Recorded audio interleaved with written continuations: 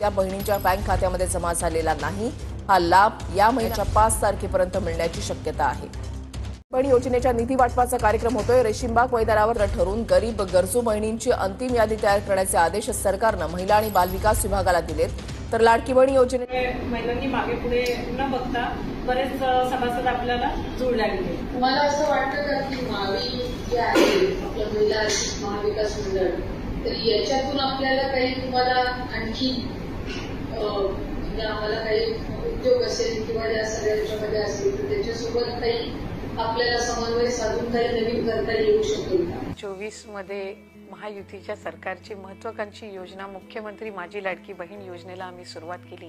राज्याचे तत्कालीन मुख्यमंत्री एकनाथजी शिंदे साहेब, आदरणीय उपमुख्यमंत्री तत्कालीन उपमुख्यमंत्री फडणवीस साहेब आणि आदरणीय उपमुख्यमंत्री अजितदादा यांच्या नेतृत्वाखाली त्यावेळेला सुरू केलेली ती योजना आजही आम्ही यशस्वीरित्या राज्याचे मुख्यमंत्री देवेंद्रजी फडणवीस साहेब, उपमुख्यमंत्री एकनाथजी शिंदे साहेब आणि उपमुख्यमंत्री अजितदादा यांच्या नेतृत्वाखाली चालवत आहोत। आणि ही योजना सुरू केल्यापासून महिलांच्या आयुष्यामध्ये आलेला सकारात्मक बदल हा आम्ही जवळून अनुभवलेला आहे। यातलंच एक उदाहरण म्हणजे नागपूरच्या महिलांनी सुरू केलेली पतसंस्था।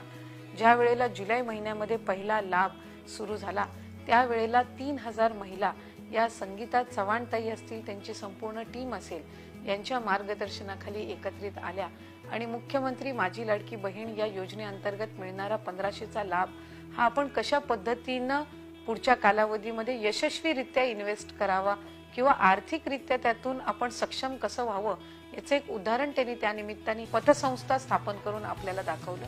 आणि मला मनापासूनचा आनंद आहे की आज या सर्व भगिनींसोबत मला संवाद साधण्याची संधी मिळाली।